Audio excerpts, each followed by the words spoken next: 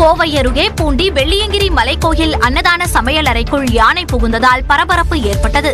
உள்ளே புகுந்த யானை அங்கிருந்த உணவுப் பொருட்களை சாப்பிட்டு செல்லும் வீடியோவும் வெளியாகியுள்ளது. யானையை அடர்ந்த வனப்பகுதிக்குள் விரட்ட வேண்டும் என பக்தர்கள் கோரிக்கை வைத்துள்ளனர்.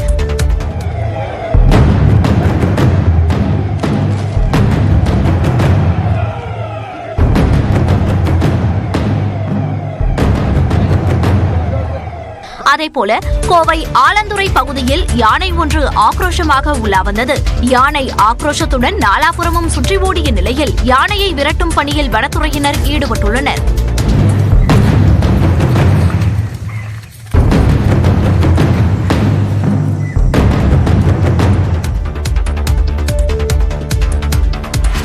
திருப்பதி ஏழுமலையான் கோயிலில் தயாரிக்கப்படும் லட்டில் கலப்பட பயன்படுத்தப்பட்ட விவகாரத்தில் திண்டுக்கல் ஏஆர் டைரி உரிமையாளர் உட்பட 4 பேரை சிபிஐ அதிகாரிகள் கைது செய்தனர்.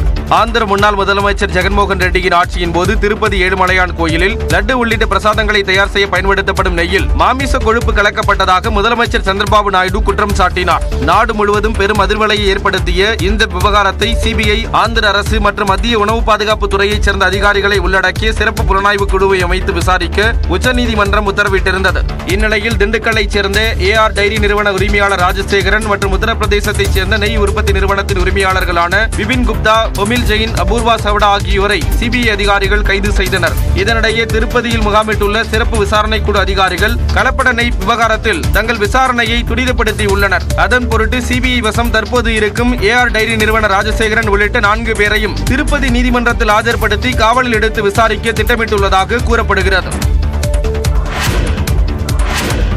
தமிழ்நாட்டில் கோவை, தேனி மாவட்ட ஆட்சியர்கள் மற்றும் முக்கிய துறைகளின் செயலாளர்கள் உட்பட 38 ஐஏஎஸ் அதிகாரிகள் பணியிட மாற்றம் செய்யப்பட்டுள்ளனர். இது தொடர்பாக தலைமைச் செயலாளர் முருகானந்தம் வெளியிட்டிருக்கும் உத்தரவில் உயர்கல்வித்துறை செயலாளராக சமயமூர்த்தியும், பள்ளிக்கல்வித்துறை செயலாளராக சந்திரமோகனும் நியமிக்கப்பட்டுள்ளனர்.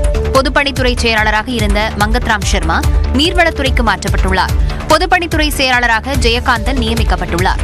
மருத்துவ மற்றும் மக்கள் நல்வாழ்வுத்துறை செயலாளராக இருந்த சுப்ரியா சாஹூ மீண்டும் வனம் மற்றும் சுற்றுச்சூழல் துறை செயலாளராக நியமிக்கப்பட்டுள்ளார். மருத்துவத்துறையின் புதிய செயலாளராக செந்தில்குமார் பணியிட மாற்றம் செய்யப்பட்டுள்ளார். கூட்டுறவு மற்றும் உணவு பாதுகாப்புத்துறை செயலாளராக இருந்த ஜே ராதாகிருஷ்ணன் மின்சார வாரிய தலைவராக பணியிட மாற்றம் செய்யப்பட்டுள்ளார். கூட்டுறவுத்துறை செயலாளராக சத்யபிரதா சாஹூ நியமிக்கப்பட்டுள்ளார். கோவை மாவட்ட ஆட்சியராக பவன்குமாரும், தேனி மாவட்ட ஆட்சியராக ரஞ்சித் சிங்கும் நியமனம் செய்யப்பட்டுள்ளனர். பள்ளிக்கல்வித்துறை செயலாளராக இருந்த மதுமதி மாற்றுத்திறனாளிகள் நலத்துறைக்கு பணியிட மாற்றம் செய்யப்பட்டுள்ளார். தமிழ்நாடு நகர்ப்புற வாழ்விட மேம்பாட்டு வாரிய இயக்குநராக இருந்த பிரபாகர் சென்னை பெருநகர வளர்ச்சி குழும உறுப்பினர் செயலராக பணியிட மாற்றம் செய்யப்பட்டுள்ளார்.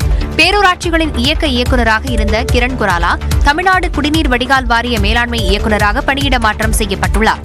சுற்றுலா, பண்பாடு மற்றும் அறநிலையத்துறை செயலாளராக மணிவாசனும் நியமிக்கப்பட்டுள்ளார்.